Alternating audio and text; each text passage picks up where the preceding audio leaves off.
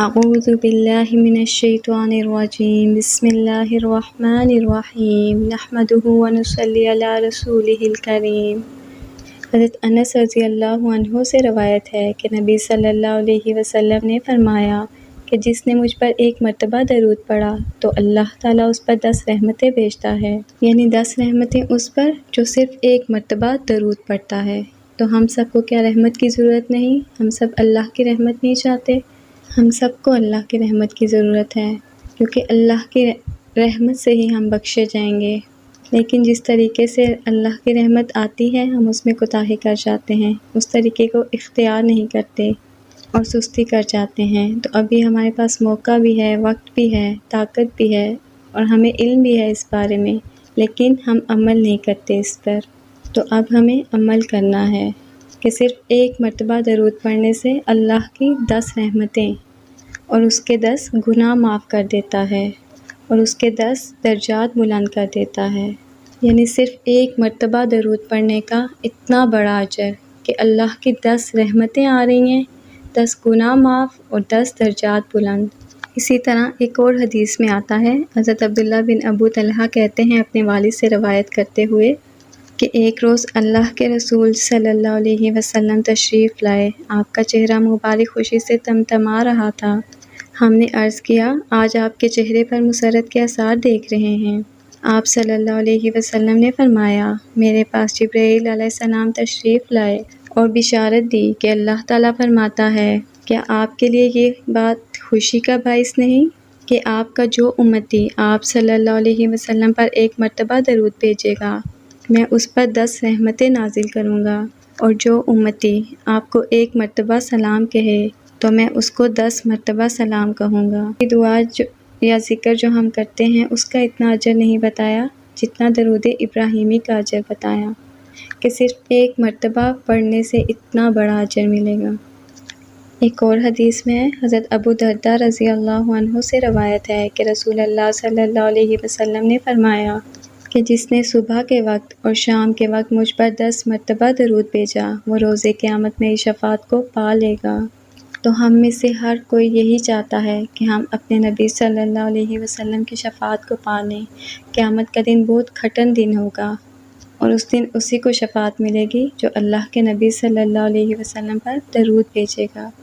ایک اور حدیث میں حضرت ابن مسعود رضی اللہ عنہ سے روایت ہے کہ نبی صلی اللہ علیہ وسلم نے فرمایا کہ قیامت کے روز وہ شخص میرے سب سے قریب ہوگا جس نے مجھ پر اکثر درود پڑھا ہوگا، یعنی جس نے مجھ پر کثرت سے درود پڑھا ہوگا۔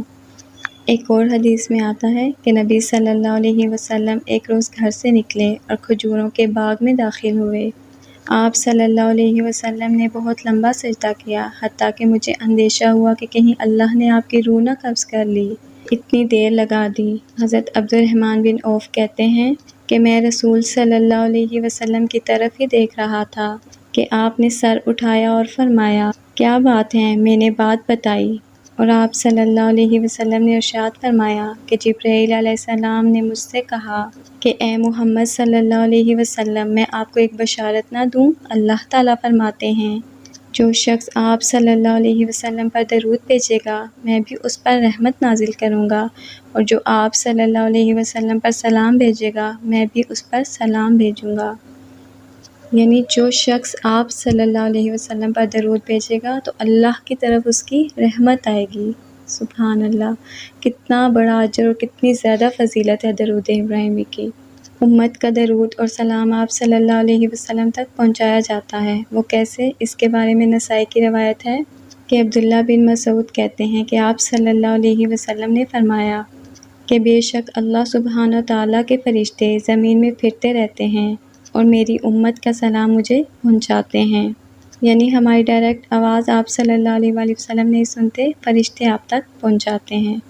جو کوئی بھی امتی آپ صلی اللہ علیہ وآلہ وسلم پر درود بھیجتا ہے تو اللہ کے جو فرشتے ہیں وہ آپ صلی اللہ علیہ وآلہ وسلم تک پہنچا دیتے ہیں۔ درود ابراہیمی دعا کی قبولیت کا ذریعہ بنتا ہے۔ جب ہم دعا کے شروع میں پڑھتے ہیں تو اس سے دعا قبول ہوتی ہے۔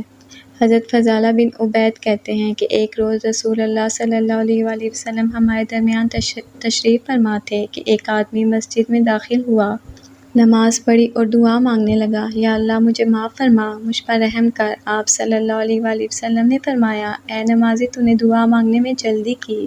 جب نماز پڑھ لو اور دعا کے لیے بیٹھو تو اللہ کے شایان شان حمد و ثنا کرو، پھر مجھ پر درود بھیجو، پھر اپنے لیے دعا کرو۔ فضالہ بن عبید کہتے ہیں، ایک دوسرے آدمی نے نماز پڑھی اور اس کے بعد اللہ کی حمد و ثنا کی، نبی اکرم صلی اللہ علیہ وآلہ وسلم پر درود بھیجا تو رسول اللہ صلی اللہ علیہ وسلم نے ارشاد فرمایا، اے نمازی دعا کر، تیری دعا قبول کی جائے گی۔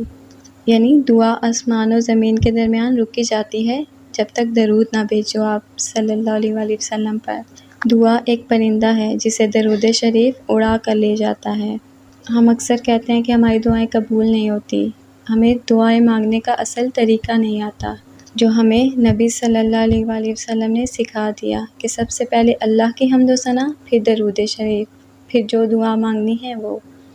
ایک دوسری حدیث ہے، حضرت ابی بن کعب سے روایت ہے کہ ایک شخص نے عرض کیا، اے اللہ کے رسول صلی اللہ علیہ وسلم، میں اپنی دعا آپ صلی اللہ علیہ وسلم پر درود کے لیے وقف کر دوں؟ فرمایا، ایسا کر سکو تو تمہاری تمام پریشانیاں دور ہو جائیں گی اور تمہارے سب گناہ معاف کر دیے جائیں گے۔ اکثر ایسا ہوتا ہے کہ جب ہم نماز کے بعد دعا کے لیے بیٹھتے ہیں تو ہمیں سمجھ نہیں آتی کہ ہم اللہ سے کیا مانگیں۔ تو کتنی بہترین حدیث ہے یہ کہ درود شریف پڑھنے سے تمام پریشانیاں دور ہو جائیں گی، جو ہمیں سمجھ نہیں آ رہا ہوتا کہ ہم اللہ سے کیسے مانگیں، اور تمہارے سب گناہ معاف کر دیے جائیں گے۔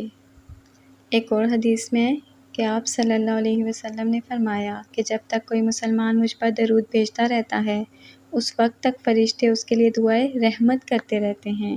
اب دیکھیں، جہاں اللہ کی طرف سے رحمتیں آتی ہیں وہاں فرشتے بھی دعائیں کرنا شروع کر دیتے ہیں۔ سبحان اللہ۔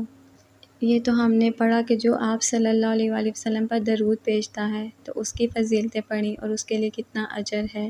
یہ تو درود بھیجنے والے کی فضیلتیں تھیں، اور جو نہ پڑھے اس کی کیا شامت ہے۔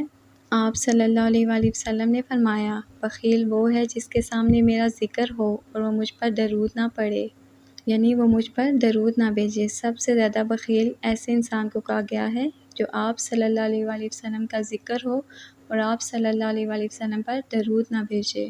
حضرت عبداللہ بن عباس کہتے ہیں کہ نبی صلی اللہ علیہ وآلہ وسلم نے فرمایا، جو مجھ پر درود پڑھنا بھول گیا تو اس نے جنت کا راستہ کھو دیا، کہ درود ابراہیمی جنت کی طرف جانے کا ایک راستہ ہے۔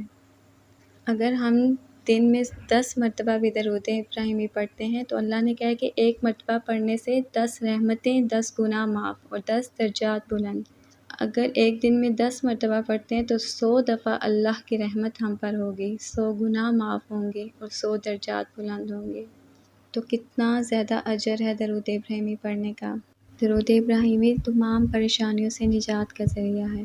اکثر ایسا ہوتا ہے کہ لوگ کہتے ہیں کہ درود ابراہیمی لمبا ہے اور پریشانی کے وقت وہ نہیں پڑھ سکتے، تو مختصر درود ابراہیمی جو ہے، اللہم صلی علی محمد وعلی آل محمد، اے اللہ محمد صلی اللہ علیہ وسلم پر اور آل محمد صلی اللہ علیہ وآلہ وسلم پر رحمت نازل فرما۔ یعنی اس کو پڑھتے ہوئے ٹائم بھی نہیں لگے گا، مختصر سا ہے جو زبان پہ بھی صحیح فکس ہو جائے گا۔